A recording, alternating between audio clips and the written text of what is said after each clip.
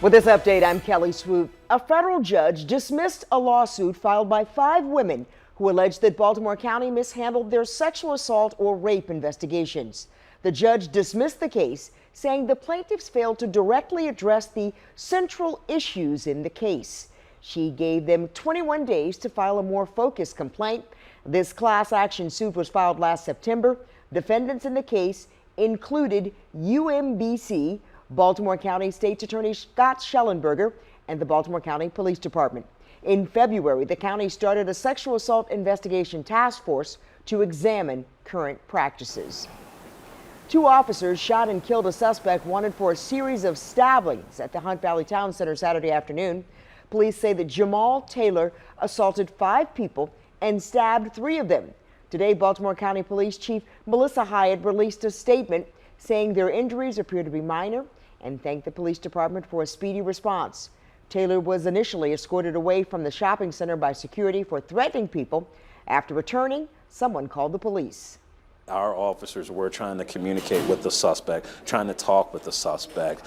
He's not following any of the requests of our officers to drop the knife, continue to talk with the officers. He continues to walk away from them, walking directly towards traffic that's on McCormick Road.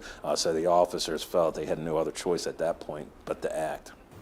Police are now working to piece together Taylor's actions on Saturday and find out if he was responsible for a stabbing at the Baltimore City MTA station earlier that day. A man is in jail tonight after police say he killed his brother and beat his grandmother before running away from the crime scene naked. This all happened in the home in the 1800 block of Lafayette Avenue in East Baltimore Saturday. Police responded to find his grandmother beaten unconscious and his brother stabbed to death.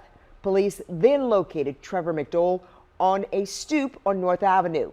A woman who had given him clothes, but his feet and hands were covered in blood, leading police to charge him in the assault and murder. She was covered in blood, unresponsive. Ultimately, she was taken to an area hospital where she's being treated. When they searched the house a bit more, they found a 57-year-old male who was suffering from multiple stab wounds.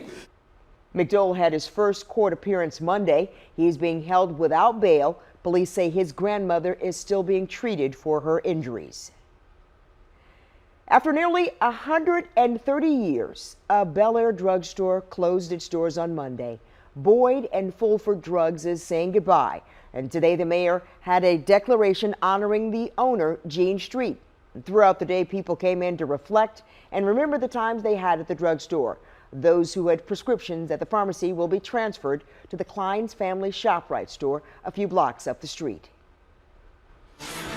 Well, we're looking at a warmer day tomorrow out there. The mugginess is back. Clouds early on will give way to sunshine and temperatures back in the mid to upper 80s, which is way above the average this time of year. High temps off to the west could actually be a little bit warmer. 89 in Frederick, 88 tomorrow in Hagerstown, 81 in Annapolis. When you start to see warmer air over those western Maryland mountains, you know that big time heat is on the way, and it will be moving in on Wednesday. We'll be well into the 90s in many neighborhoods. The record to beat, by the way, 89 degrees from 1986. We'll go 95 on the forecast on Wednesday, back down into the 80s as the front comes through Thursday, and then finally feeling like fall Friday, Saturday, and Sunday with highs in the 60s and 70s. Stick with us online at WMAR2news.com for updates on top stories and breaking news. And for news and weather while you're on the go, download the WMAR2 app in your app store. You can watch live radar and get breaking news sent straight to your phone. Thanks for watching. I'm Kelly Swoop. This WMAR2 News Update is sponsored by Jones Junction.